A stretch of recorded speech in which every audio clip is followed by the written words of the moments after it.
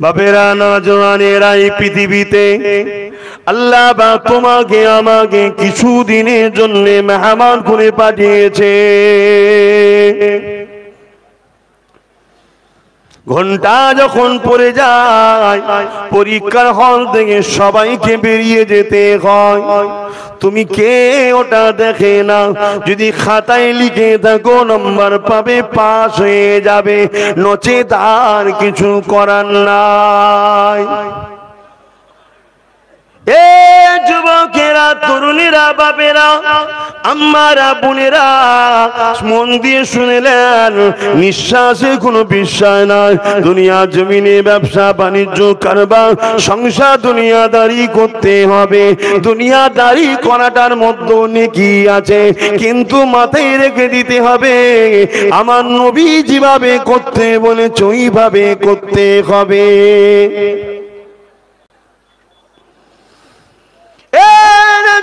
তরুণেরা, মৃত্যুর ঘন্টা বেজে গেলে আর তুমি যতই বলো না কেন, আল্লাহ আমাকে আরেকবার সুযোগ দিয়ে দুনিয়ার জমিনে যাব, নামাজ পড়বো, রোজা রাখবো, হজ করবো, যাকাত দেবো, আল্লাহ আপনার নবীর সুন্নাত অনুযায়ী জীবনকে গড়বো, আর সুযোগ দেওয়া হবে না। ভাই আমার, যুবক আমার, এ আমার বোনেরা, শুনে রেখে দাও, তোমরা কি করে এখনো ঘুমিয়ে থাকো আরামে? কি করে তোমরা ক্লাবে, সিনেমা, যাত্রা, মাচানি, দিগুলি আড্ডা দাও? পৃথিবীর একদম সন্ত্রাসীরা তোমার আমার নবীর রেখে যাওয়া কষ্টের ইসলামকে মিটিয়ে দিতে চায়, আর তুমি আমি এখনো গাফিল হয়ে কি করে মাচানে, ক্লাবে, পার্টি অফিসে, বিভিন্ন জায়গায় আড্ডা দিয়ে বেড়াই। মনে কি একটু মায়া নাই? মনে কি একটু দুঃখ হয় না? আরে বাবার মা হারায় এতিমে নবী আমার কতটা কষ্ট করেছিল এই জমিনের উপরে। নবী আমার যখন মক্কায় এসেছিল, এই জমিনের উপরে বাজারে গরিবদের ছেলে মেয়েরা বিক্রি হতো। শুনে রেখে দাও যুবক, আল্লাহ নবী যদি না আসতো এখনো তোমরা বাজারে উঠতে, তোমাদেরকে বিক্রি করা হতো। তবে আবার নতুন করে প্ল্যান চলছে, সেই প্ল্যানের হাত থেকে যদি বাঁচতে চাও, পৃথিবীর কোন লিডারের পাশে দাঁড়িয়ে বাঁচবে না। আল্লাহকে সাক্ষী রেখে চ্যালেঞ্জ দিয়ে বলে যায়, যদি বাঁচতে পারো একটাই রাস্তা আছে, ওটা আমিনাল্লাহ মুহাম্মদ রাসূলের সুন্নাতে জীবন গড়ে তোলো।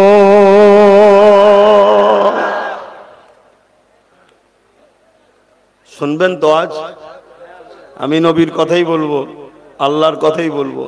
আমি পিছনের ভাইগুলোকে বলছি, রোদ লাগছে, শুনবেন তো? হাত তুলে দেখান, শুনবেন তো? শেষ পর্যন্ত না হাফ হাফ? 4:30 পর্যন্ত হবে। কারা কারা থাকবেন হাত তুলে দেখান। মারহাবা, আলহামদুলিল্লাহ। দোয়া নিয়ে যেতে হবে, আর দোয়া করেও যেতে হবে। আমারও দোয়া দরকার আছে। কখন কার হাত আল্লাহ কবুল করে কে জানে, ঠিক না বেঠিক?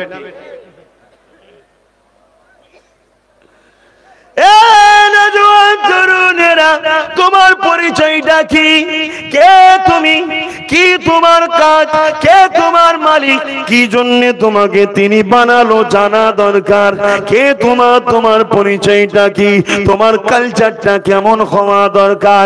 এ যুবকেরা, তোমার আমার পরিচয় হলো আমরা হলাম আল্লাহ পাকের দাস দাসী, আর নবী মুহাম্মদ সাল্লাল্লাহু আলাইহি ওয়াসাল্লাম আর আদরের উম্মত উম্মতি। যে নবী আমার তামাম জীবনটা তোমার আমার জন্য কেঁদেছে, আজও নবী আমার মদিনা জমিনে তোমার আমার জন্য কাঁদতেছে। নবী আমার তোমার আমার নাজাতের জন্য দুনিয়ার জমিনে কত কষ্ট করেছে। আল্লাহ নবীর জীবনে এমনও দিন গেছে 3 দিন নবী আমার পেটে পাথর বেঁধে কাটিয়েছে। আল্লাহ নবীর জীবনে এমনও দিন গেছে নবী আমার পাহাড়ে বন্দী হয়ে গাছের পাতা ফলমূল খেয়ে জীবন ধারণ করেছে। আল্লাহ নবীর জীবনে এমনও দিন গেছে নবী আমার অজ্ঞান হয়ে মরুভূমির বালিতে রক্তাক্ত হয়ে পড়েছিল, তথাপিও নবী আমার বদদোয়া করেন, দোয়া করেছে আর কেঁদেছে, আল্লাহ আমার উম্মত উম্মতিদেরকে মাফ করে দাও। আজও মদিনার জমিনে তোমার আমার জন্য আল্লাহ নবী এখনো কাঁদতেছে। এ নবীর উম্মত উম্মতিরা, বাবারা শুনে রেখে দা, মা ভাইরা শুনে রেখে দা, নবী আমার যখন দুনিয়ার জমিনে এসেছিলেন, এই দুনিয়ার জমিনে আবু জেহেল, উতবা, সাইবা, আবু লাহাব এইভাবে পৃথিবীর জমিনে জালিমরা তখন দখল করে রেখেছিল। এই জমিনের উপরে গরিবদের বাঁচার অধিকার ছিল না। গরিবদেরকে বাজারে নিয়ে যে আলু পটলের মতো বিক্রি করে দেওয়া হতো। ধনী লোকরা এসে ওই গরিবদের ঘরে কিনে নিয়ে যেত। গরিবদের ছেলেগুলোকে নিয়ে যে যেমন গরু দিয়ে নাগল দেওয়া হয়, তারা গরিবের ঘরে ছেলেদেরকে নিয়ে যে খাটাতো, কাজ করাতো। কমজোর হয়ে গেলে হত্যা করে দিত, কোনো বিচার ছিল না। আর নারীগুলোকে নিয়ে যেত, তাদের দেহকে শোষণ করত। গর্ভে সন্তান এসে যেত, যদি কন্যা সন্তান হতো, ওই সন্তান আর নারী উভয়কে মেরে দিত। পুত্র সন্তান হলে সন্তানটাকে নিয়ে নিয়ে ওই নারীটাকে মেরে দিত। পৃথিবীর জমিন এত জঘন্য ছিল গো। আল্লাহ নবী এসে কাবার পাশে ডাক দিয়ে এক এক করে দুনিয়ার মানুষকে বুঝাতে লাগলো। 23টা বছরে নবী আমার সারা পৃথিবীর জমিনে এই মানবতার দাওয়াত পৌঁছে দিয়েছিলেন। এখন সেটাকে রাখবেন না ছেড়ে দেবেন, এটা দায়িত্ব তোমাদের। এই কাজটা কে দিয়েছে আমাদের ঘরে? আল্লাহ দিয়েছে। তাই নবী আমার বললেন, 3টে নিয়ে রেখে গেলাম, মনে আছে তো? কটা? 3টে।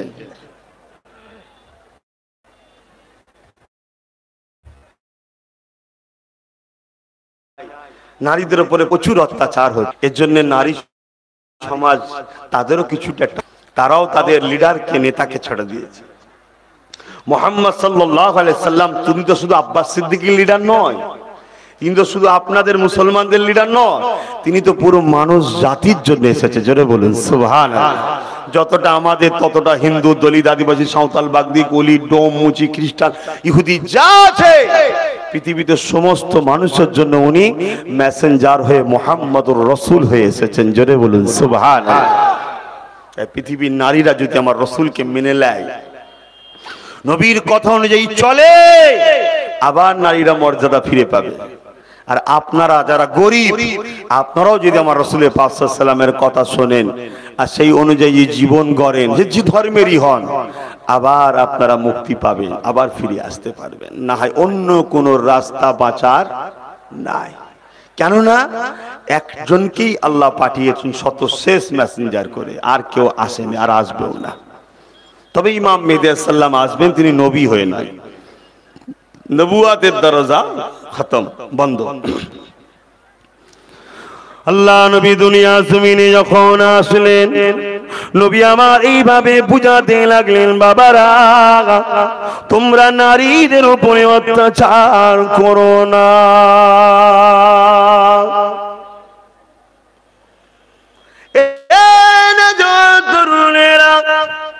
আব্বারা, মায়েরা, বোনেরা, নারীদেরকে তখন চিন্ত বালিতে পুঁতে দেয়া হতো।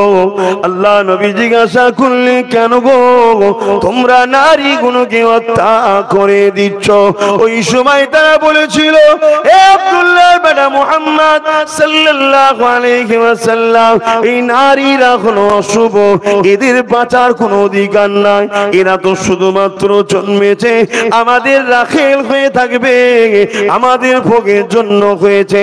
এদেরকে যখন খুশি হত্যা করো, কোনো পাপ নাই। তাই নারীর বাবার মাথা হ্যাট হয়ে যায়, এই জন্য নারীগুলোকে হত্যা করে দিই। আল্লাহ নবী বলেছিলেন, এ দুনিয়ার পুরুষেরা, এটা তোমাদের ভুল ধারণা, এটা তোমাদের কুচক্রান্ত। তোমাদের যিনি স্রষ্টা রব্বুল আলামিন, তিনি তোমাদেরকে পুরুষ বানিয়েছে আর ওদেরকে নারী বানিয়েছে। এই দুজনের মাধ্যম দিয়ে পৃথিবীর জমিনে মহান আল্লাহ পাক মনুষ্য জাতির সিলসিলা জারি রেখেছে। মনুষ্য জাতির সূচনা তৈরি করার কারখানা, তৈরি করার সিস্টেম, এটা জারি রেখেছে। মনে রেখে দিও, ইসলামের নজরেতে নারী পুরুষ উভয়ের মর্যাদা সমান।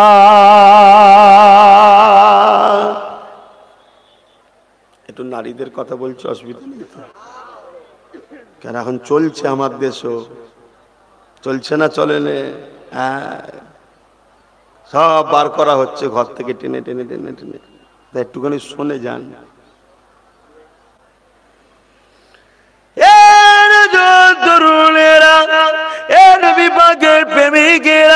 আল্লাহ নবী সাহাবাদিওকে নবী আমার মক্কা মানুষদিওকে বুঝাতে লাগলেন, বাবারা নারীদেরকে হত্যা করিস না বাবা। আমি আব্দুল্লাহর বেটা মুহাম্মদ রাসূল বলে যাই তোদেরকে, তোদের মালিক হলো একজন, লা ইলাহা ইল্লাল্লাহ, কোনো ইলাহ নাই আল্লাহ ছাড়া, আল্লাহকে সিওয়া কোই মাবুদ নেই, আল্লাহ ছাড়া কোনো উপাস্য নাই। তিনি যুগে যুগে যুগে যখনই দুনিয়ার মানুষ অন্ধকারে আচ্ছন্নই থেকে গেছে, তিনি তখন তার পক্ষ থেকে নবী রাসূল পাঠিয়েছে, আমাকে তিনি শতসে নবী করে পাঠিয়েছে। আমি তোদেরকে জানিয়ে দিই, তিনি নারীদের ঘরে অশুভ করেনি রে। এ দুনিয়ার পুরুষেরা শুনে রেখে দে, কোন বাবা সংসারে যদি জীবনেতে তাদের পারিবারিক জীবনেতে প্রথম সন্তানটা যদি কন্যা সন্তান হয়, নারী সন্তান হয়, এর মানে মহান স্রষ্টা আল্লাহ ওই বাড়িতে রহমতের পয়গম পাঠায়।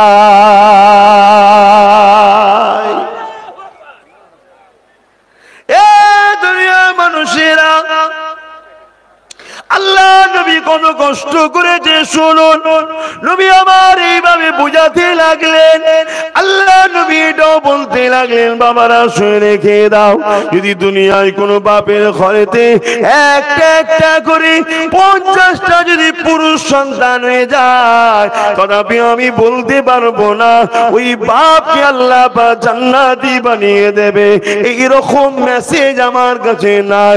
তবে কারো ঘরে যদি 1 2 3টা পর পর কন্যা সন্তান এসে যায়, ওই বাপটা যদি সন্তানগুলোকে অমান্য না করে, অবহেলা না করে, পূজা না মনে করে, তাদেরকে আল্লাহ নিয়ামত মনে করে তাদেরকে লালন পালন করতে লাগে, তাদের সুন্দর নাম দেয়, তাদের ভরণ পোষণের দেখাশোনার দায়িত্ব নেয়, তাদেরকে শিক্ষা দেয়, তাদেরকে মানুষ করে তোলে, যখন উপযুক্ত হবে বিবাহটা দিয়ে দেবে। আমি রাসূলুল্লাহ জানিয়ে দিই, ওই 3 আব্বার সন্তান, 3 কন্যার আব্বা আর আমি মুহাম্মদ আগুন তুলে দেখিয়েছিলেন, পাশাপাশি আল্লাহ পাকে জান্নাতে থাকিব। আরো জোরে বলুন সুবহান। নারীদের মর্যাদার কথা শুনে এতগুলো পুরুষ সুবহানাল্লাহ বলছে, তাহলে আমরা নারীদেরকে সম্মান করি, কিন্তু কারা করে? যারা নিজেরা লাইফে একটা জীবনে কোনো নারীকে আনতে পারলো না, তারা সম্মান করে। বুঝতে পারছেন না? পারেন। যারা বিবি ছেড়ে দিয়ে বসে আছে, তারা নারীর সম্মান বোঝে? হ্যাঁ, এতগুলো দেখো নারীর মর্যাদার কথা শুনে সুবহানাল্লাহ বলছে। আপনারাও বলেছেন তো? তাহলে নারীর মর্যাদা আমরা বুঝি, তাই তো আমরা সুবহানাল্লাহ বললাম, খুশি হলাম। সুবহানাল্লাহ কখন বলি? যখন আমরা আশ্চর্য বিষয় শুনি, বড় হতভম্ব হয়ে আল্লাহর শুকরিয়া আদায় করে বলি সুবহানাল্লাহ। ঠিক না বেঠিক? আল্লাহর পবিত্রতার গুণগান গায়। আমরা নারীর মর্যাদা বুঝবো না তো কে বুঝবে? কোন নারা টাকলা সে বুঝবে নারীর মর্যাদা? আমরা নারীর মর্যাদা বুঝি। তোর কপালে তো জীবনে জুটলো না, কোথায় যে কি হামাগুড়িতে ঘুরে বেড়াস কে জানে এখন। ঠিক না বেটি? জোরে বলুন ঠিক না বেটে? নারীর মর্যাদা আমরা বুঝি। কেন? আল্লাহ রাসূলের কাছে একজন এসে জিজ্ঞেস করছে, হুজুর হুজুর আমার উপরে সব থেকে বেশি কার হক? রাসূল বললেন তোমার মায়ের। ওটা নারী জাত। জোরে বলুন সুবহানাল্লাহ। তারপরে তোমার মায়ের, ওটা নারী জাত। জোরে বলুন সুবহানাল্লাহ। তারপরে তোমার মায়ের, ওটা নারী। জোরে বলুন সুবহানাল্লাহ। আমরা এতগুলো পুরুষ নারীর মর্যাদার কথা শুনে খুশি হচ্ছি না হইনি? কেন আমাদের ঘরেও আমাদের মা যিনি আছে উনি নারী। আমার মায়ের মর্যাদা বাড়ছে। নারী সমাজ তেনারা, আল্লাহ তাদেরকে আরো শান আলা করুক, তাদের আখিরাত উঁচু মাকাম নারীদের ঘরে জান্নাতে দিক। বলুন আল্লাহুম্মা আমিন। কত সুন্দর তাদেরকে আল্লাহ নিয়ামত করে বানিয়েছে। একটু বলি না নারীদের কথা, অসুবিধা হবে না তো? আপনাদের ধৈর্য থাকলেই হবে। যুবকেরা তরুণেরা আজ দুনিয়ার জমিনে কিছু আবু জেহেলের চালা বেরিয়েছে, কিছু ফিরআউনের উত্তরসূরিরা বেরিয়েছে, কিছু নমরুদের চালা সন্তান বেরিয়েছে যারা নারীগুলোকে ভোগ করতে চায় যেমন এদের পূর্বপুরুষরা করেছিল। এরা আবার নতুন করে চক্রান্ত করতে লেগেছে, তাই নারীগুলোকে এরা বিহায়াপনার দিকে ঠেলে দিতে লেগেছে, নারীর মর্যাদা থেকে এদেরকে বার করে দিয়ে দুনিয়া জমিনের রাস্তা ফুটপাতে নামাতে চাইছে। এই সন্ত্রাসগুলোকে চিনতে কি আপনারা পারছেন? চিনতে পারছেন কি বলুন? তাহলে তো খুশির কথা। যুবকেরা তরুণেরা, এই জমিনের উপরে জিদ নামে একটা লোক ছিল যে নারীদের শোষণ করেছিল। মদিনার উপরে হামলা করে দিয়ে মদিনার যেসব নারীদের পায়ের তালু পর্যন্ত, পায়ের পাতা পর্যন্ত কোনোদিন বেগানা পুরুষ দেখে না, এত পবিত্র সুশীল নারীগুলোকে উলঙ্গ করে দিয়ে হত্যা করেছিল। আজও সেই তাদের উত্তরসূরি কিছু বেরিয়েছে, তারা মাথা ছাড়া দিয়েছে। অথচ ইসলাম নারীদেরকে কত মর্যাদা দিয়েছে আল্লাহ নবী জানিয়ে দিলে এ বিশ্বের পুরুষেরা শুনে রেখে দাও, নারীকে পূজা মনে করো না, নারী তার রিজিক নিয়ে আসে, নারী তোমার উপরে পূজা নয়, কারণ রিজিক সে নিয়ে ঘরে আসে। তাই রাসূল আমার জানিয়ে দিলে এ দুনিয়ার আব্বারা, তোমরা যারা বাবা হতে চাও, আব্বা হতে চাও, আমি মুহাম্মদকে দেখে শিক্ষা নাও, কারণ পৃথিবীর বুকে আল্লাহ পাক আমার মতো বাবা কাউকে করে পাঠায় না। পৃথিবীর শ্রেষ্ঠ আব্বা হলো আমি মুহাম্মদ।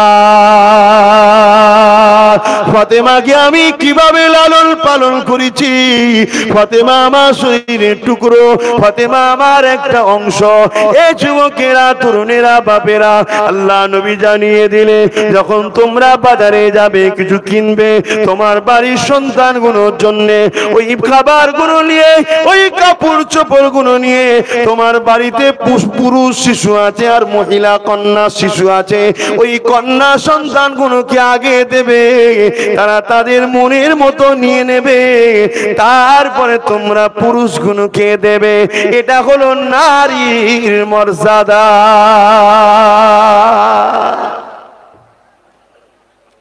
আল্লাহ নবী বলছেন, আমরা সমাজে বাপেরা ছেলেদের ঘরে সম্পত্তির ভাগ দিই তো, কি গো বাপ ছেলেদের ঘরে সম্পত্তি দেয় না দেয় না? আপনারা কি নারীদের ঘরে দেন? জি, নারীদের ঘরে দেয় না দেয় না? যে বাপ দেয় না সে হক্কুন নাসের গুনাহকারী হয়ে কিয়ামতের দিন ধরা পড়বে আল্লাহর কাছে, সে জাহান্নামে যাবে। এই সিস্টেম ছিল না জাহিলিয়াতের যুগে। শুধু পুরুষরা বাপের সম্পত্তিগুলো নিত, নারীরা পেত না। আল্লাহ রাসূল এসে বলল এই দ্বিচারিতা কেন? না, পুরুষ হলো আমার শরীরের অংশ, পুরুষ আমার সন্তান। বাপেরা বলতে লাগলো জাহিলিয়াতরা। আল্লাহ নবী বললেন তাহলে নারীগুলো কোথা থেকে আসলো? ওটাও তো তোমাদেরই অংশ। অতএব বাপের সম্পত্তির হক যেমন নারী পাবে, পুরুষ পাবে, বাপের সম্পত্তির হক তেমন নারীও পাবে। এই কথাতে শুনে পুরুষরা খুশি না বেজার? আপনারা খুশি না বেজার? বলুন সুবহানাল্লাহ। তাহলে নারীদের মর্যাদা আমরা করি না? আমরা তো বলতে পারতাম আমার বাপ এমনি করি, যা দু কামরা ঘর আছে, আবার যদি আমার কি বলে 2 লাখ টাকা আছে আর আমার বোন যদি আমার ভাগ পাই তো কম হয়ে যাবে না। আমরা পুরুষ, আমরা গর্বিত, আমার আল্লাহর সৃষ্টি নারী সমাজ, তারাও বাপের সম্পত্তির হক পাবে। এটা ইসলাম নারীদের ঘরে রাস্তা দিয়েছে, ওই অধিকারটা ইসলাম দিয়েছে। জোরে বলুন সুবহানাল্লাহ। অনেকে সমাজে বলে নারী পুরুষ তো সমান সমান, বলে না? বলে না? আমরা বলি কেমন সমান করলে ভালো হবে? না, পুরুষ প্লেন চালায় নারী চালাবে, পুরুষ প্লেন চালায় নারী চালাবে, পুরুষ লড়াই করে নারীও লড়াই করবে। তাহলে এতই যখন তোমাদের দরদ, ঠিক আছে সমান সমানই হবে। 1 বছর নারী সন্তান দেবে, 1 বছর পুরুষটাকেও সন্তান দিতে হবে। শুধু একা ব্যথা শুধু নারীরা নেবে কেন? মা হওয়ার ব্যথা আছে না নয়? তো শুধু নারী কেন ভোগ করবে এই ব্যথার কষ্ট? যারা সমান চাও 1 বছর করে ওই কষ্টটা পুরুষকেও নিতে হবে। হবে এই হবে।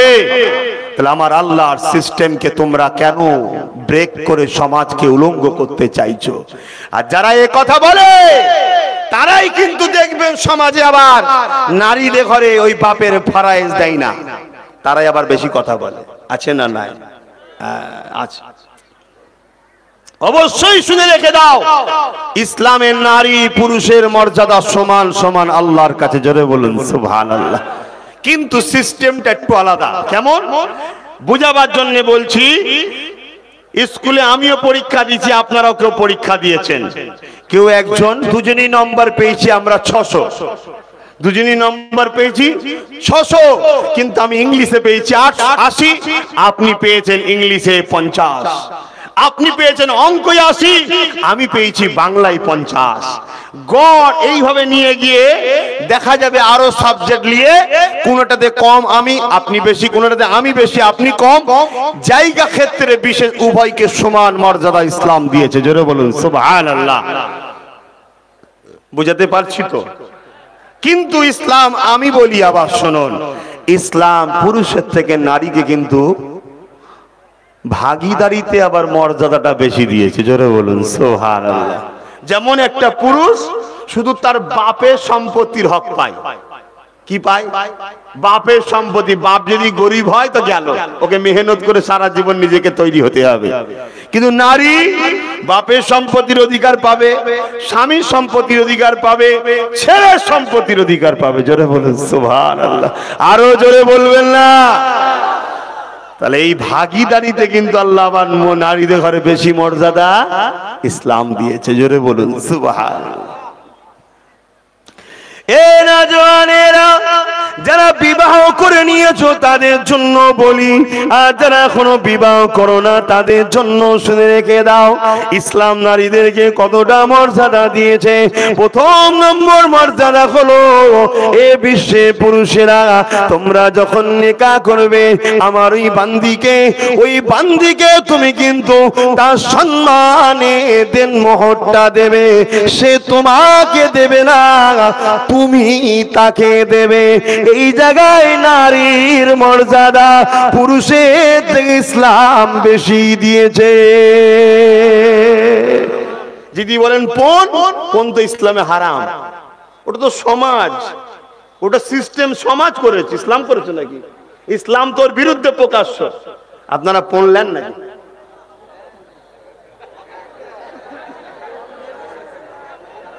এই পণ সত্য দেখেন, লা হাওলা ওয়ালা কুওয়াতা ইল্লা বিল্লাহ।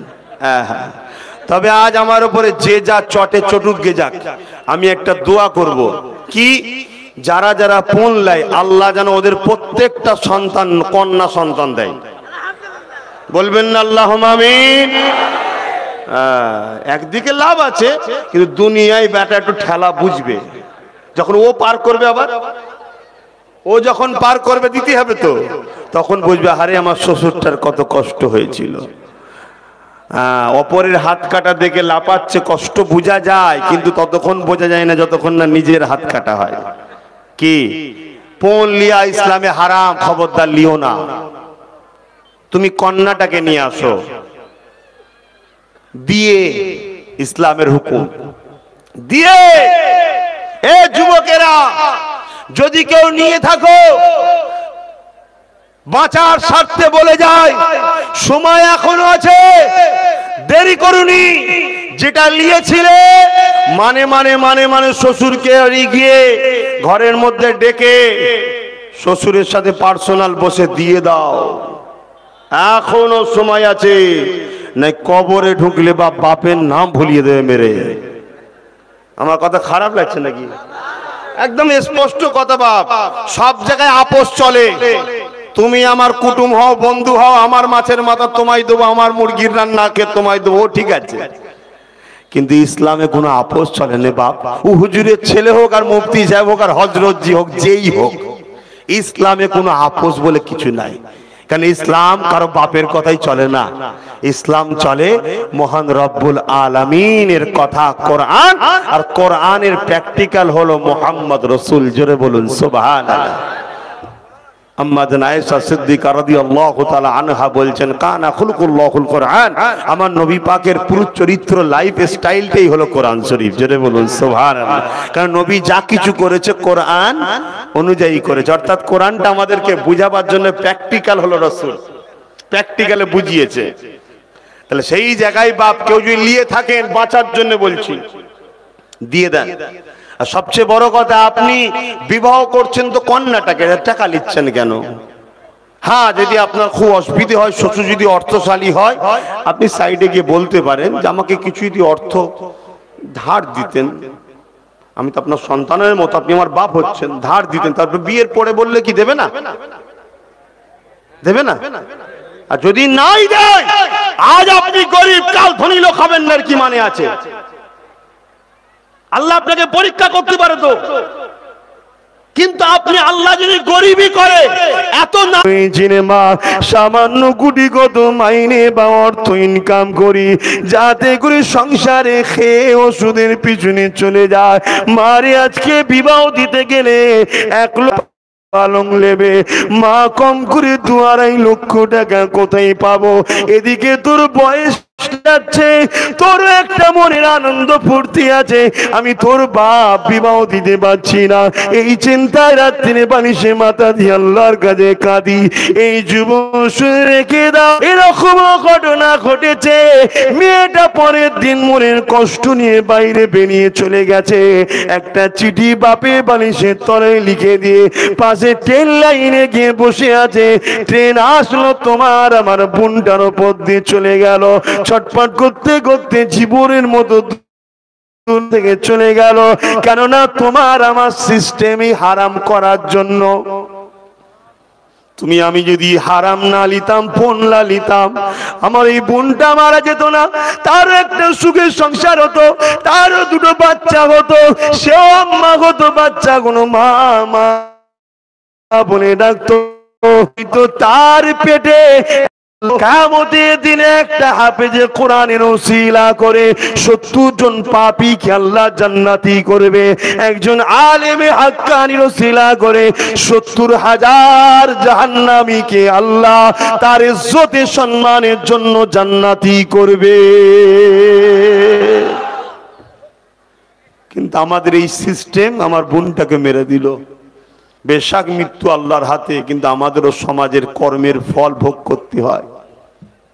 তাই যারা নিয়ে ফেলে থাকো ফেরত দেবে, আর যখন ফেরত দেবে স্বাভাবিক দেখবে তোমার শ্বশুর কি, হ্যাঁ, যে বাবা ঠিক আছে বাবা, আমি খুশি মনে তোমায় মাফ করে দিলাম, যাও। কথা বুঝছেন না? কিন্তু এই নিয়ে যেন মনে না থাকে যে গেলে তো আবার পেয়ে যাবো, তাহলে ও হারাম। আল্লাহ অন্তরের খবর জানে। শুনছেন ভাই, শুনছেন তো নাকি? অসুবিধা হচ্ছে আলোচনায়? আর যারা এখন বিয়ে করেন নে, ওই যুবকগুলোকে বলছি, সুন্দর নামাজি মোত্তাকি পরেজগার পর্দা নিশিনা নারীকে বিবাহ করেন, প্রয়োজন হয় মেহনত করে তাকে কিছু দিয়ে নিয়ে আসেন। দিতে তো হবে দেনমোহর, আরো কিছু দিয়ে দরকার নিয়ে আসেন। সারা জীবন আপনাকে জান ভরে আপনাকে ভালোবাসবে, আদর করবে, আপনার দেখাশোনা করবে।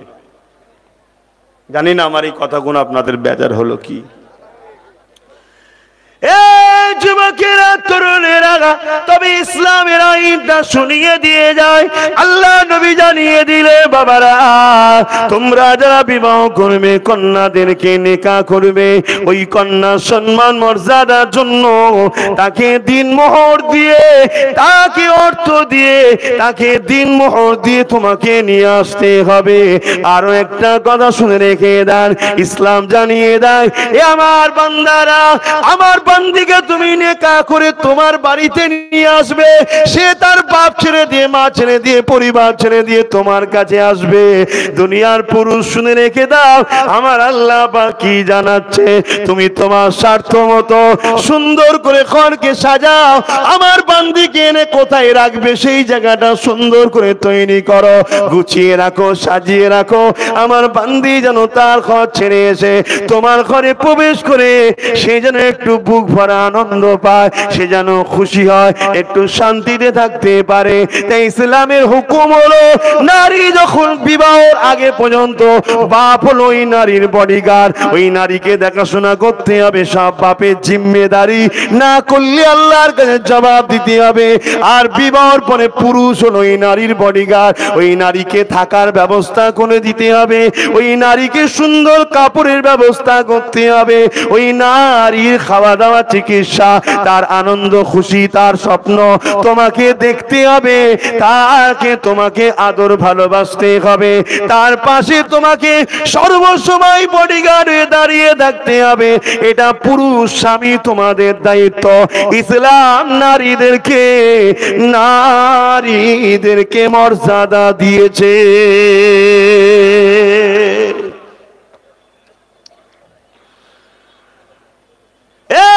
যুবকেরা, তরুণেরা, বাপেরা, কিন্তু দুঃখ লাগে সমাজে একদল লোক এমন কিছু কিছু কথা বলে, যে কথাটা শুনে বড় খারাপ লাগে।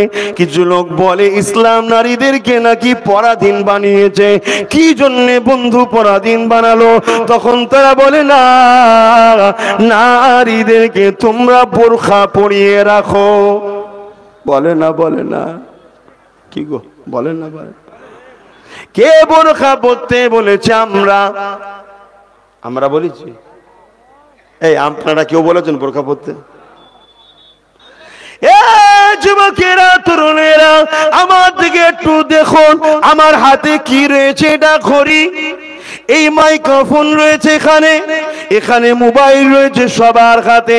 বলুন তো দেখি, এই ঘড়িটা পানি চলবে কি চলবে না? এই ঘড়িটা কিভাবে রাখতে হয়, কিভাবে রাখতে নাই, এই ঘড়ির জন্য কোন জিনিসটা শুট করবে, কোনটা শুট করবে না, এই ঘড়ি আগুনে ফেলা যাবে কি যাবে না, এই ঘড়িকে বর্ষায় কিভাবে রাখতে হবে, এই সিস্টেমটা আমি ভালো জানি না, কারণ এই ঘড়িটা তো আমি বানাইনি, যিনি বানিয়েছে তিনি সব থেকে ভালো জানে। তাই ঘড়িটাকে হেফাজত করতে গেলে এই ঘড়ি যিনি তৈরি করেছে তার সাথে একটা নোটবুক, গাইড বুক দিয়েছে ঘড়ির জন্য। এই মোবাইল যিনি বানিয়েছে, এই মোবাইল গুলোকে কিভাবে তৈরি করে রাখতে হবে, কিভাবে সেফটি রাখতে হবে, ভালো থাকবে কিভাবে, যিনি তৈরি করেছে তিনি জানে। তাই মোবাইলের সাথে ছোটি একটা বই দিয়েছে, ওই বইটা হলো মোবাইলের গাইড বুক। এই মাইক্রোফোন এইভাবে পৃথিবীতে যে যেটা তৈরি করেছে তার জন্য সব থেকে উত্তম যিনি তৈরি করেছে তিনি জানে। এই পৃথিবীর জমিনে নারীদের ঘরে যিনি তৈরি করেছে তিনি নারীদের সম্বন্ধে সব থেকে বেশি ভালো জানে। দুনিয়ার কোন পাগল, দুনিয়ার কোন সন্ত্রাস নারীকে তৈরি করে নে, তাই নারী সম্বন্ধে তারা বলতে পারবে না। যিনি তৈরি করেছে তিনি জানিয়ে দিয়েছে। এ নারীরা শুনে রেখে দাও, আল্লাহ নবীর উপরে আয়াত নাযিল হয়ে গেল, হাবিব আপনি বলে দিন আপনার স্ত্রী কন্যাদের, বিশ্বের নারীদেরকে বলে দিন, তারা যখন ঘরের বাইরে বেরোবে তারা নিজেদের ঘরে যেন চাদর দিয়ে পুরু ঢেকে না।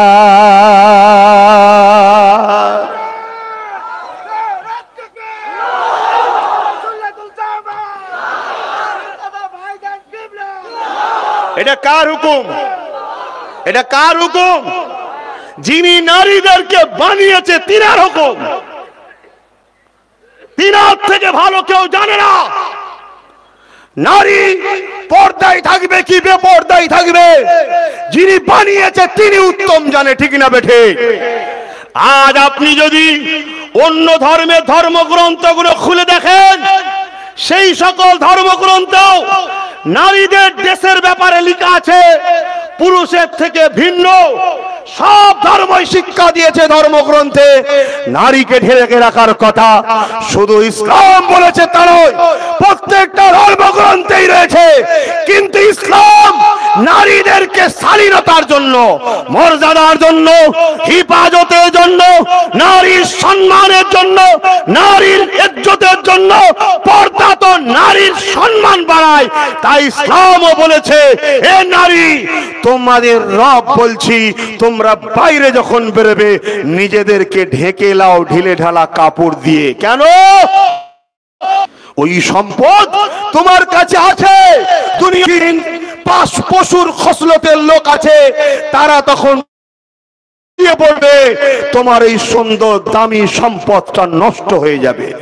তাই ইসলাম নারীদেরকে মর্যাদার জন্য বলেছে। আজ বড় দুঃখের বিষয়, বিশ্ব জুড়ে একদল মানবরূপী পশু আবার নতুন করে নারীদেরকে বেপরদা করতে চাইছে।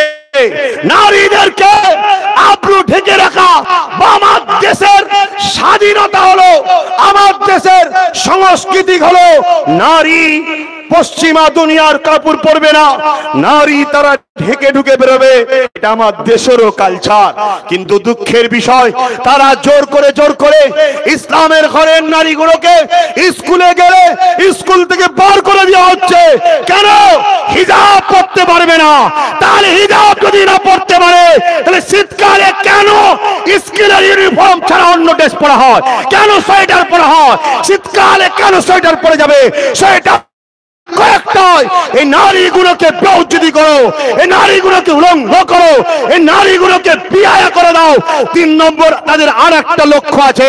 মুসলিম ছেলেরা অর্থের অভাবে গরিবে তারা বিভিন্ন জায়গায় কাজে চলে যাচ্ছে।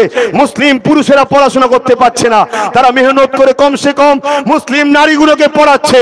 মুসলিম নারী যদি শিখে যায়, প্রথম শিক্ষক হলো মা, তাহলে বাচ্চা শিক্ষিত হবে। তাই তারা চাপ দিয়েছে, মুসলমান জীবন দেওয়া পছন্দ করে, আল্লাহর বিধানের বিরুদ্ধে যাওয়া পছন্দ করে না। তাই এটা পেশা দিয়েছে। এর বিরুদ্ধে আল্লাহর আইনকে বাঁচাবার জন্য আমাদের জান মাল দিয়ে আমাদের লড়াইয়ের দরকার আছে না নাই? আরো যারা বলে আছে না নাই? যদি না লড়াই করেন, যদি না লড়াই করেন, মনে রাখবেন কাল কিয়ামতের ময়দানে কিন্তু আল্লাহকে জবাব দিতে হবে। প্রত্যেকটা বাপ, আপনার মেয়ে যদি বেপরদায় বাইরে যায়, বাপকে জবাব দিতে হবে। আপনি বড় ভাই বোন যদি বেপরদায় যায়, বড় ভাইকে জবাব দিতে হবে। স্ত্রী যদি বেপরদায় যায়, স্বামীকে জবাব দিতে হবে। এ যুবকরা, দুনিয়ায় যে সকল মানুষ আমাদের স্বাধীনতাকে হরণ করছে, আমার ইসলামের আইনকে হরণ করছে, আল্লাহর আইনের বিরুদ্ধে কথা বলছে, আমরা কখনো কারো স্বাধীনতাতে আঘাত দিই না। তাদের বিরুদ্ধে যদি আমরা লড়াই করি, ঐক্যবদ্ধ হই, অবশ্যই এই পৃথিবীতে আবার ইনকিলাব করে দেখিয়ে দিতে পারবো। নাই জিন্দা ছিল, আছে, কিয়ামত পর্যন্ত থাকবে। কিন্তু যদি এদের ভয়ে আমরা ন্যাজ গুটিয়ে ঘরে ঢুকে যাই, এদের সামান্য টাকার জন্য নিজেদের ঈমান অস্তিত্ব যদি বিক্রি করে দিই, এদের কাজে নিজেদের ঘরে দাসত্বই প্রমাণ করে দিই, মনে রেখে দিও কিয়ামতের দিনে আল্লাহর সঙ্গে পারবে না, সেইখানে কিন্তু জাহান্নামে যেতে হবে। তাই জাহান্নাম থেকে যদি বাঁচতে চাও, দুনিয়ায় লড়াইয়ের জন্য তৈরি হও। লড়াই করেই আমাদের বাঁচতে হবে, ঠিক না বেঠে? আরো জোরে বলো, ঠিক না বেঠে? এই লড়াই আমার সাথে কারা সাথ দিতে রাজি আছেন? হাত তুলে দেখান। এই লড়াই আপনারা সাথ দিতে রাজি আছেন? হাত তুলে রাখবেন, হাত নামাবেন না। আল্লাহ সাক্ষী দেখেন, এই হাত আপনি কবুল করুন।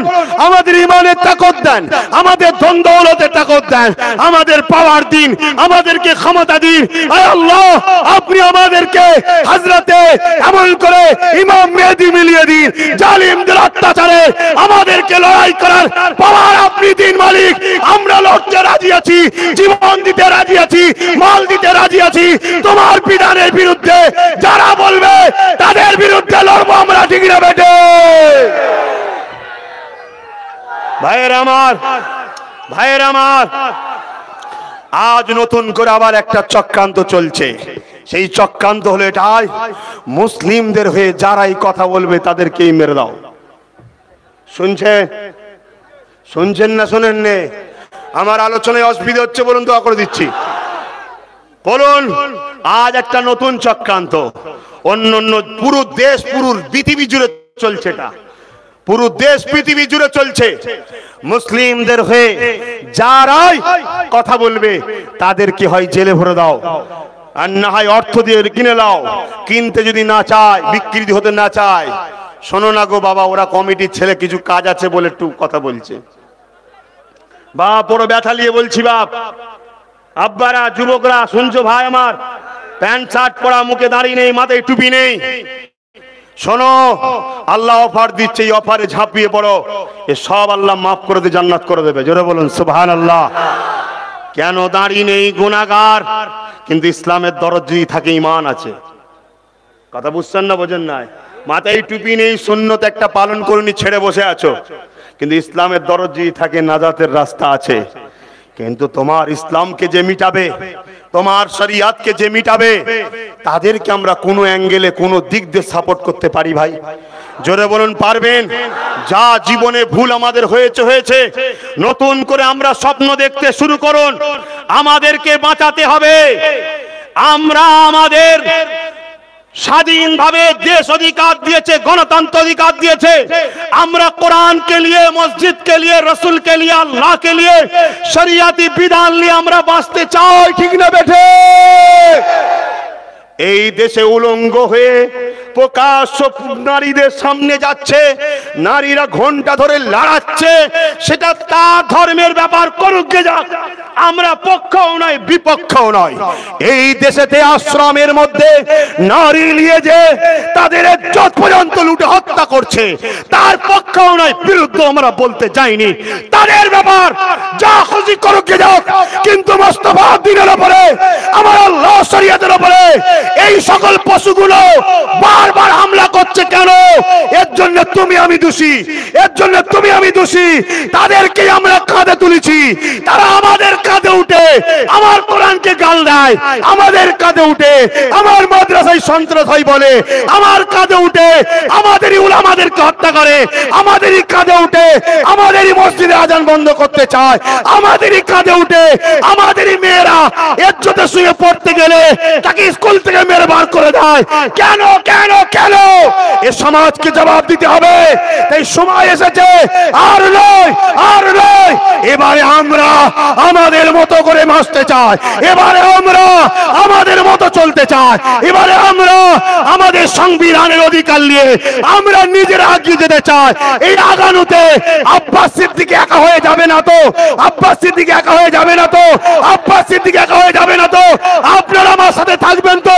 হাত তুলে বলুন থাকবেন তো? বলুন ইনশাআল্লাহ, বলুন ইনশাআল্লাহ, বলুন ইনশাআল্লাহ। মনে রেখে দেবেন, মনে রেখে দেবেন, মনে রেখে দেবেন। কথা শুনুন আমার ভাইরা, সময় সংক্ষেপ, নামাজের ব্যাপার আছে। মনে রেখে দেবেন, এই সমাজে, এই সমাজে, এই সমাজে কিছু মানুষ নতুন করে আবার গজিয়েছে।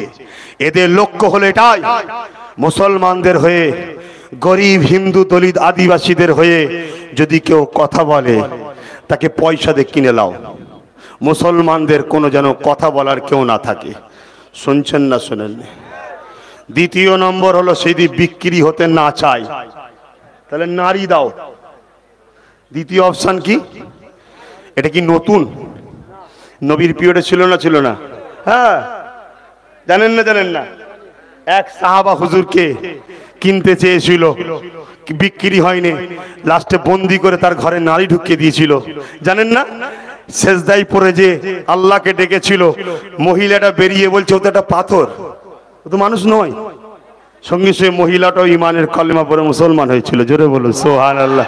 পৃথিবীর সুন্দর নারী ছিল, খ্রিস্টানদের নারী, পারেনি। শত শেষে কি করলো? শুলিতে বসিয়ে শহীদ করে দিল।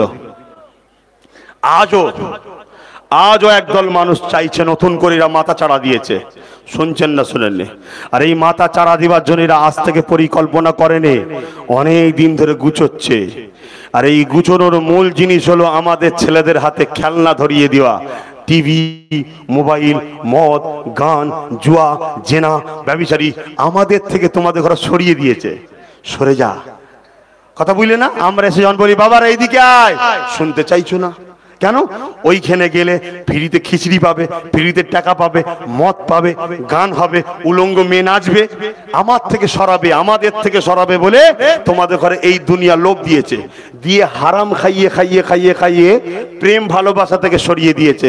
মন দিয়ে শুনলেন আমার সোনার ভাইরা, আমার আল্লাহ দিন এ জমিনে ছিল, আল্লাহ যতদিন চাইবে থাকবে। আব্বাস সিদ্দিকীর কে প্রয়োজন আমার আল্লাহর নাই, আর তোমাদের কাউকেও আল্লাহর প্রয়োজন নাই। এটা শুনে রেখে দাও। আমার আল্লাহ তিনার দিনকে, তিনার কোরআনকে, তিনার রসুলকে বাঁচাবার জন্য তিনি যথেষ্ট, ঠিক না বেটি? কিন্তু এই মহান কাজে আমরা নাম লিখাবো না, লিখাবো না? আমরা এই মহান কাজে শরীক থাকবো না কারণ এই মহান কাজে থাকতে পারলেই বেহিসাব জান্নাত। জোরে বলুন সুবহানাল্লাহ। কি পাপ করেছেন? খারাপ নেবেন না, কি পাপ করেছেন?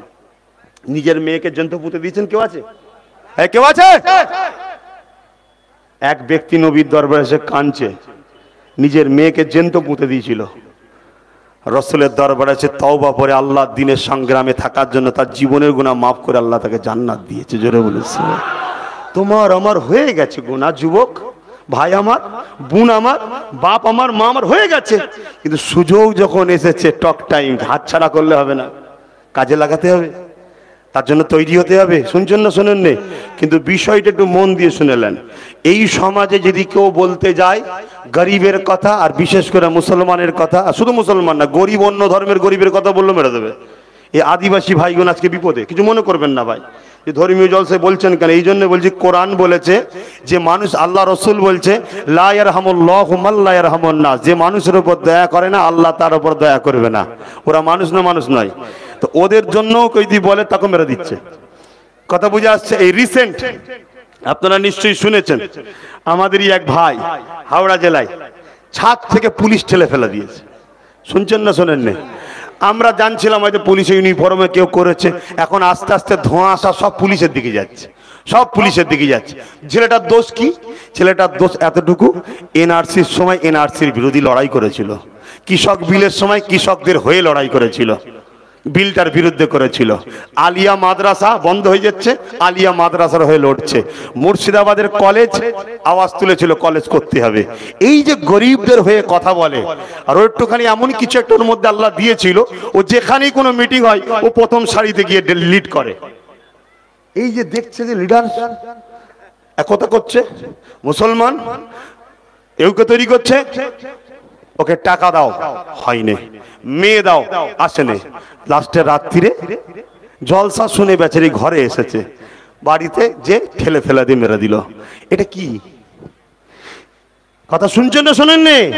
আজকে তাহলে বলুন, কেউ আপনাদের জন্য চিল্লাবে, আপনাদের বেটিদের জন্য চিল্লাবে, আপনাদের অধিকারের জন্য চিল্লাবে, আপনাদের কলেজের জন্য চিল্লাবে, আপনাদের এই মুর্শিদাবাদে এই পাশের ছেলে সে ট্রেনে আসছিল ছুঁড়ে ফেলে দিয়েছিল, ভুলে গেছেন? ভুলে গেছেন? তার হয়ে কথা বলবে। এইভাবে যখন মুসলিম ছেলেগুলোকে মেরে দেওয়া হবে, নারীগুলোকে ইজ্জত লুটে হবে, গোলাম বানিয়ে দেওয়া হবে, দাস বানিয়ে দেওয়া হবে, আর কেউ আপনাদের জন্য কথা বলবে, তখন তাদেরকে মেরে দেওয়ার প্ল্যান হবে। আপনারা তাদের হয়ে সাথ দেবেন না? দেবেন না? জোরে বলুন, দেবেন না? দেবেন না? হাত তুলে তুলে বলুন, দেবেন না? দেবেন না? আজ আমি আপনাদের হয়ে লড়ছি, আমারও সাথ দেওয়া দরকার আছে না নাই? দুটো হাত তুলে আল্লাহকে সাক্ষী রেখে বলছেন তো? ধোঁকা দিচ্ছেন না তো? ধোঁকা দিচ্ছেন না তো? যারা খুশি মনে, কাউকে আমি জোর করিনি, যারা খুশি মনে সাথ দেবেন আল্লাহ দেখছে, লম্বা করে হাত তুলে রাখুন। একটু মহাব্বতের তাকবীর দেন, নারে তাকবীর। আরে বিপদ আলে এই তাকবীরই আমাদেরকে পার করবে, নারে তাকবীর, নারে দিবের। বাৎসরিক মহান ইসালে সওয়াব, বাৎসরিক মহান ইসালে সওয়াব। মুর্শিদাবাদ, মুর্শিদাবাদ, ভারতবর্ষ, আমাদের পশ্চিম বাংলা, নবীর উম্মত উম্মতিগণ, উলামা হযরতগণ, সামিঈন হযরতগণ, নারে তাকবীর। যখন কোন সন্ত্রাস আসবে, কোন বিপদ আসবে, বালা মুসিবত আসবে, সবাই এক হয়ে গিয়ে এই তাকবীরটা দেবেন। নারে। আপনারা যদি ভালোবাসেন, আর যদি মনে করেন যে না রেখে দিয়ে যাও, তো রেখে দাও, তবে মনে রেখে দিও মিশকাত শরীফ বাবুল আদব কিতাবুল কিয়াম, এই মিশকাত শরীফ আব্দুল্লাহ ইবনে উমর থেকে হাদিসটা রয়াত, কিয়ামত পর্যন্ত ইসলামের ঝান্ডা কুরাইশ বংশের বাচ্চার হাতে থাকবে। জোরে বলুন সুবহানাল্লাহ। যদি ভালোবাসো, কুরাইশ বংশের ছেলে বলে যাচ্ছি, ঐক্য হও। দ্বিতীয় নম্বর, ইমাম মেহেদী আলাইহিস সালাম তিনিও ওই কুরাইশ, তেনার হাতে ইসলামের ঝান্ডা, শেষ নেতৃত্ব উনি দেবে। আসেন একবার দরুদ শরীফ পড়ি। আল্লাহুম্মা সাল্লি আলা, একটু বেশি বেশি দাও না লোক, একটু ছেলে বেশি বেশি দাও। ওয়ালা আলি সাইয়্যিদিনা।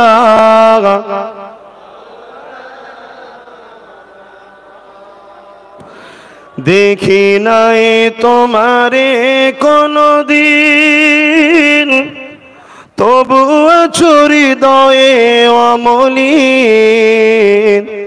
দেখি নাই তোমারে কোনদিন, কোনদিন কোনদিন কোনদিন। হে নবী নবীজি আমার,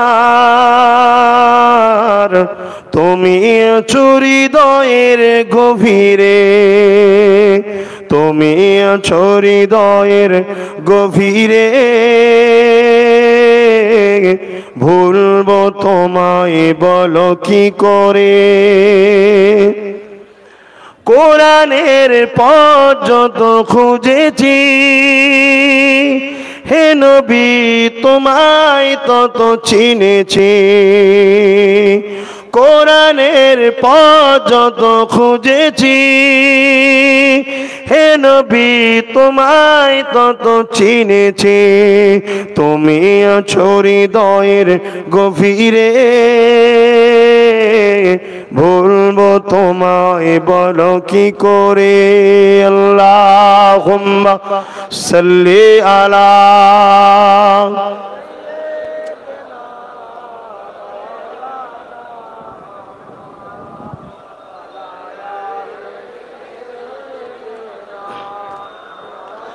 আমার বাপ ভাইরা, আমার আলোচনায় কেউ কষ্ট পেলেন, কেউ ব্যথা পেলেন? গুটিগত ভাই যে চাঁদার কথা বললাম একটু উঠলো, কেন জানি না। তারা কি কষ্ট পেল? তারাই ভালো জানে, ঠিক না বেঠিক? তবে বাপ দিন ইসলামের জন্য পুরো পৃথিবী যদি আমাকে এক ঘরে করে দেয়, আমি একা থাকতে রাজি, তবু আল্লাহ আল্লাহ রসুল ছাড়তে রাজি নয়। আপনাদের মত কি এক তো? এক তো নাকি? হ্যাঁ, কেন? নিঃশ্বাসের বিশ্বাস নেই। আজ রাত্রে যদি আল্লাহ আমায় বিছানায় ঘুমায়, সূর্য দেখতে পারবো কি সকালে উঠে আমি জানি না। আল্লাহ ডাকলে চলে যেতে হবে। কি জবাব দেবেন? এ বান্দা, পাওয়ার আমি দিয়েছিলাম, আমার দিনের বিরুদ্ধে কেন লাগালি? আল্লাহ আমি তো লাগাইনি, যে লাগিয়েছিল তাকে সাপোর্ট করলি কেন? এই ভালো মন্দ বুঝিস না? আজকে শরিয়াতে কি হচ্ছে? তোমার মুর্শিদাবাদেও দেখলাম কোথায় একটা বোরখা পরালে ঝগড়া হচ্ছে, কর্ণাটকে ঝগড়া হচ্ছে, আমার হাওড়া জেলাতে চড় মেরে দিয়েছে বোরখা পরার জন্য। আরে কি অপরাধ করেছে? আবার কিছু মূর্খ বলে মিলিটারির তাহলে কি ইউনিফর্ম চেঞ্জ করে দিয়ে হবে? মিলিটারির সঙ্গে তুই শিক্ষা প্রতিষ্ঠানের কথা বলছো, সেখানে যুদ্ধ করতে হয়, লড়াই করতে হয়, ছুটতে হয়, অনেক রকম ব্যাপার আছে। স্কুলে কি কুদোকুদি করতে হয় নাকি? হ্যাঁ, কিছু মূর্খ এরকম আছে না নাই? তারা আবার বলে সাফাই দেয়। কথা বুঝছেন না? আচ্ছা, আমার দেশ আমাকে অধিকার দিয়েছে, আমি কি খাবো, কি পরবো, কিভাবে থাকবো, ওটা আমার। যদি বলো ইউনি সরকারের রুলস, সরকার রুলস করবে, অবশ্যই করার অধিকার আছে, কিন্তু সরকার যে স্কুলগুলো চালায় ওই স্কুলের ট্যাক্স মুসলমানেরও আছে না নাই? মাইনে যে মাস্টারদের দেয় মুসলমানদের ট্যাক্স আছে না নাই? অতএব রুলসটা একটু বুঝে বুঝে করা দরকার। আর এটা তো আমাদেরও দোষ, আমাদের তো দোষ। আমাদের তো কেউ নেই বলে যা খুশি ওখানে বসে বসে করছে, ইসলাম বিরোধী বিরোধী বিরোধী বিরোধী করছে সব। কথা বুঝছেন না, বোঝেন না? অতএব সবাই যেখানে আছে ট্যাক্স যখন সবাই দেয়, কেউ যদি পাগড়ি পরে আসতে পারে, কেউ বিবাহ দিবার পরে সিঁদুর পরে যাচ্ছে, তার ধর্মীয় কালচার, আমি তার বিরুদ্ধে নয়। দেশে গণতান্ত্রিক দেশে তার রাইট আছে, সে করবে, 1000 বার করবে। কিন্তু আমার বেলায় সমস্যা কেন? একটাই কারণ বলবো, আমাদের গার্জেন নেই, আমরা অনাথ বাচ্চা। অনাথ বাচ্চা বোঝেন না? হ্যাঁ, ওই জন্মদাতা বাপের কথা বলছি না, আল্লাহ বাপের হায়াত দারাজ করুক, বলুন আমিন। কিন্তু দুনিয়াবি চলতে গেলে একটা পাওয়ারের জন্য নিজেদের অভিভাবকের দরকার আছে না নাই? আমাদের তো নাই। যদিও বা কেউ আছে, তার উপরে তো বসে আছে শয়তান। এই পরের বারে আর দেবো না, ও চিন্তা করছে আমার সব ঠাঁট বাঁট চলে যাবে, দরকার নেই বাবা, চুপ করে যায়। কথা কি বেজার হচ্ছে? আমার ধর্মের উপরে আঘাত দিচ্ছ, দোষ নয়। আর আমি বললে দোষ, শুধরে গাও, বলবো না, ঠিক না বেঠিক? হ্যাঁ, দুনিয়ার কোন রক্ত চক্ষুকে আল্লাহর দাস যারা, আল্লাহর দাসী যারা, নবীর গোলাম উম্মত উম্মতি যারা, তারা কখনো ভয় খায় না, ঠিক না বেঠিক? হ্যাঁ, তবে আব্বাস সিদ্দিকী একটা কাজ করছে, আর একটা কাজ সেটা একটু বলবো। ফুরফুরা শরীফে 100 বিঘে জায়গা কিনেছি আমি, কিনে দাদা হুজুরের নামে একটা নলেজ সিটি করছি। দাদা হুজুরকে চেনেন তো? দাদা হুজুর যুবকরা চেনেন, কি বলেন? বাপেরা চেনে, যুবকরা চেনেন তো?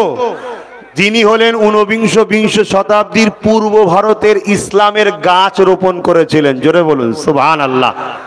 আরো অন্যজনরা আছে, অন্য দিকে সব তেনারা কাজ করেছে। কথা বুঝে আসে? হাজী ইমদাদুল্লাহ মুহাজির মাক্কি দেওবন্দীদের পীর সাহেব, আলা হযরত, তিনারা অন্য এলাকায় করেছে, তিনাদেরও অবদান আছে।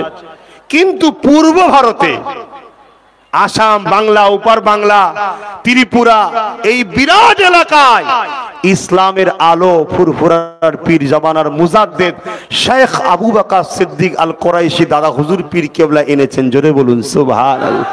নামের আগে সব মোহাম্মদ ছিল না, দাদা হুজুর লিখানো শিখিয়েছে। নামাজ পড়তো না, মসজিদ মাদ্রাসা ছিল না। 1 লাখ যদি মসজিদ মাদ্রাসা থাকে, তার মধ্যে 90,000 প্লাস আজকের দিন পর্যন্ত ফুরফুরার পীর আবু বকরের দেখানো রাস্তাতে মানুষ জেনেছে, বুঝেছে, করেছে। বলুন সুবহানাল্লাহ। এই পূর্ব ভারতে। অন্যদিকে আরো হাস্তি আছে, আরো উলামারা আছেন, আরো হক সিলসিলা আছে। কথা বুঝে আসছে না? নাই তো সেই দাদা হুজুর পীর কেবলা, যিনি নবী পাকের খানদান আর নবীর প্রথম সাহাবী আবু বকর সিদ্দিক হুজুরের খুনের সন্তান, তিনার নামে 100 বিঘে জায়গা কিনেছি। কিনে ফুরফুরা শরীফ আহলে সুন্নাত আল জামাত একটা অরাজনৈতিক ধর্মীয় সংগঠনের মাধ্যম দিয়ে ওই নলেজ সিটি তৈরি করছি। লোক ভেলোরে যায়, আমরা করতে পারবো না? ওটা তো একদিনই হয়নি, আমরা করতে পারবো না কেন? ওখানে সর্বপ্রথম মাতৃসদন, আরো বহু শিক্ষা প্রতিষ্ঠান, ইটা সেটা সব করার স্বপ্নে চলছে, কাজ চলছে। কথা বুঝে আসছে? আলহামদুলিল্লাহ বলুন। আপনারা দোয়া করবেন যেন আল্লাহ আমার স্বপ্নকে পূরণ করে। বলুন আমিন। আল্লাহ যদি কখনো তৌফিক দেয়, আপনারা যদি জোরে আস্তে আস্তে ওর ব্রাঞ্চ বিভিন্ন জায়গায় ছড়াবে, আপনাদের এদিকেও আসবে। বলুন ইনশাআল্লাহ। সবকিছু সময় লাগে। আজকে একটা সন্তান দিয়েছে, আমার শখ গেছে আমার সন্তানটাকে আইপিএস অফিসার করব। 2 বছর পরে যদি বলে কই গো তোমার সন্তান আইপিএস অফিসার তো হলো না, ভাই মূর্খ নয়? এই তো 2 বছর বয়স, দাঁড়া না, স্বপ্ন তো আমার, চলছে তো কাজ। 27-28 বছর বয়স হোক, দেখবি না একদিন কামিয়াব হয়ে গেছে, ঠিক না বেটি? তা আজকে আমি দিয়েছি, কতদিন লকডাউন ছিল, আর ছিল, আস্তে আস্তে আস্তে এখন কাজ হচ্ছে। ইনশাল্লাহ 2-1 দিনের মধ্যে 2য় তলার ঢালাই হয়ে যাবে। আল্লাহ কবুল করে। বোন আল্লাহুম্মা আমিন। তো ভাইয়েরা আমার বক্তব্য হলো, আপনারা প্রত্যেকটা আব্বা, প্রত্যেকটা মা, প্রত্যেকটা বোন, প্রত্যেকটা ভাই ফুরফুরা শরীফ আহলে সুন্নাত ওয়াল জামাতের সংগঠনের সঙ্গে জুড়বেন, জুড়ে থাকবেন। এটা একটা অরাজনৈতিক ধর্মীয় সংগঠন। আমার লক্ষ্য প্রতিটা গ্রামে 30, 40, 50 জন করে যুবক ছেলে একটা টিম থাক। ভুল করছি ভাই? জুড়ে থাকবেন। এবারে সবাই কমিটিতে সময় নাও দিতে পারেন, কিন্তু বাকি সবাই এমনি এই ইসলামিক ফান্ডের সঙ্গে জড়িয়ে থাকতে তো পারেন। হ্যাঁ, একটা মসজিদ কমিটি থাকে, মাদ্রাসা কমিটি থাকে, থাকে না? থাকে না? কতজন থাকে? 15, 20, 30 জন। কিন্তু বাকি পুরো গ্রামবাসী ওই মসজিদের ফান্ডে ডোনেট করে না? করে না? তাই আপনাদের সবাইকে বলবো, এই সংগঠনে জুড়ে থাকা 2টো সিস্টেম। একটা হলো ফরম নিয়ে গ্রামে কমিটি তৈরি করা, সেই সংগঠনে বা তার পাশে থাকবে কাজ কি? ইসলাম ধর্মের ধর্মীয় কাজ এবং ছেলেদের শিক্ষার জন্য আমরা সহযোগিতা করি, আগিয়ে দিই। কথা বুঝে আসছে? এই কাজ, অন্য কিছু না। দ্বিতীয় নম্বর হলো কি? জুড়ে থাকার। আপনি যদি সময় কমিটিদের মধ্যে না থাকতে পারেন, তাহলে ইসলামী ফান্ডে কমসে কম ডোনেট তো করতে পারেন, যে বছরে আমি 500 হোক, 1000 হোক, 2000 হোক আমি দেবো। তার জন্য আপনাকে কি করতে হবে? কারো হাতে নয়, কোনো বিল নয়, কুপন নয়। খুব ভালো করে শোনেন।